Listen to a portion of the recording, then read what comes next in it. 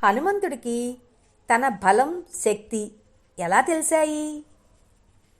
సంపత్తి అనే పక్షి అసలు ఎవరు? ఆ పక్షి రాముడికి ఎలా సహాయం చేసింది?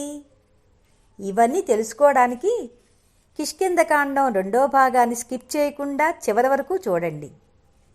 అందరికీ నమస్కారం అండి.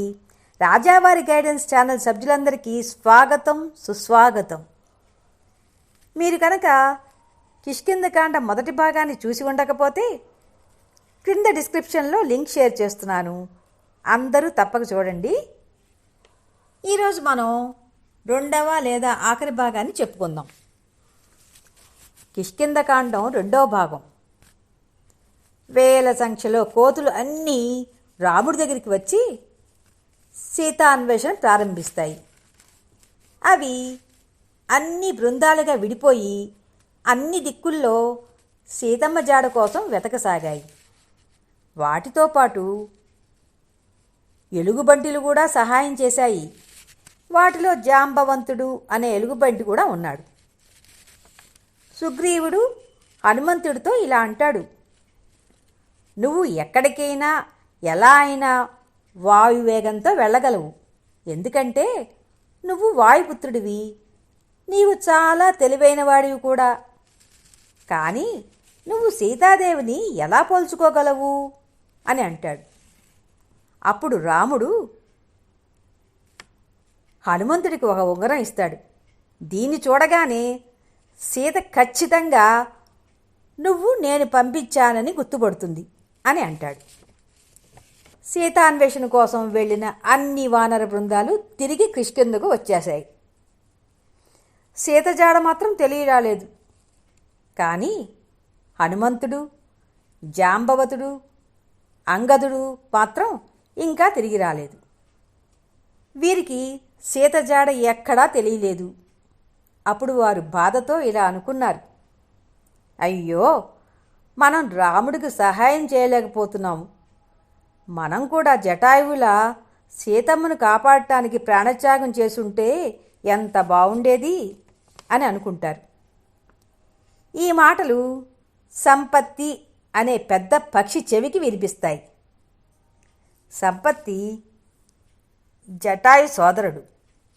సంపత్తికి రెక్కలు లేవు. అందుకే వేటకి వెళ్ళలేక ఆకలితో బాధపడుతూ ఉండేది. అప్పుడే సంపత్తికి తన సోదరుడి మరణవార్త వినిపిస్తుంది. వారితో తన కథను ఇలా వినిపిస్తుంది: నేను నా సోదరుడు జటాయు చిన్నతనంలో సూర్యుడిని తాకాలి అనే ఆశతోటి ఆకాశంలో ఎగరగా ఆ సూర్య వేడికి నా రెక్కలు కాస్త కాలిపోయాయి. జటాయు కొద్దిగా కింద ఉండటం వల్ల అతని రెక్కలు మటుకు కాలిపోలేదు. అప్పుడు ఇద్దరం ఆకాశం నుండి కింద పడిపోయాం. దాని తర్వాత నేను జటాయుని ఎప్పుడూ చూడలేదు. ఒక మునీశ్వరుడు నా రెక్కలు మళ్ళీ పొందాలి అంటే అయోధ్యవరాజైన రాముడికి సహాయం చేస్తే మళ్ళీ నీ రెక్కలు వస్తాయి అని చెప్పాడు. నా కొడుకు రావణుడు సీతాదేవిని లంక వైపు తీసుకుని వెడుతుండగా చూశాడు. ఖచ్చితంగా సీతమ్మ లంకలోనే ఉండి ఉంటుంది అనే సమాచారం ఇచ్చి రాముడికి సహాయం చేయంగానే సంపత్తి రెక్కలు మళ్ళీ కొత్తగా మొలుస్తాయి. కానీ లంకానగరం వెళ్ళాలి అంటే పెద్ద సముద్రం దాటాలి. అది 1000 యోజనాల దూరంలో ఉంది. అది దాటే వానరం ఎవరు ఉన్నారు అని చర్చలు సాగాయి. అప్పుడు గయుడు ఇలా అంటాడు: నేను 100 యోజనాల దూరం మాత్రమే ఎగరగలను. తర్వాత గవక్షకుడు నేను 200 యోజనాలు మాత్రమే ఎగరగలను అని అంటాడు. జాంబవంతుడు నేను 800 యోజనాలు ఎగరగలను అని అంటాడు. అంగదుడు నేను 1000 యోజనాలు దాటి ఎగరగలను, కానీ తిరిగి రాగలనో లేదో సందేహంగా ఉంది అని అంటాడు. అప్పుడు జాంబవంతుడు దూరంగా కూర్చుని ఉన్న హనుమంతుడి దగ్గరికి వెళ్ళి నువ్వు దీన్ని సునాయాసనంగా దాటగలవు అని అంటాడు.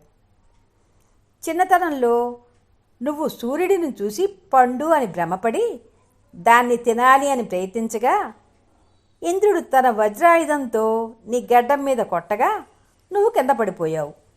అప్పుడే బ్రహ్మదేవుడు నీకు ఒక వరం ఇచ్చాడు, ఈ లోకంలో ఏ ఆయుధం నిన్ను వధించలేదు అని. అప్పుడే హనుమంతుడు తన శక్తిని తెలుసుకొని కొన్ని వేల రెట్లు ఎగిరిపోయాడు. మహేంద్ర పర్వతం ఒకే ఒక్క ఎగురుతో లంకకి చేరుకున్నాడు. ఇంతటితో కిష్కింధకాండం సమాప్తం. మీకు నచ్చితే లైక్ చేయండి, షేర్ చేయండి, సబ్స్క్రైబ్ చేయండి.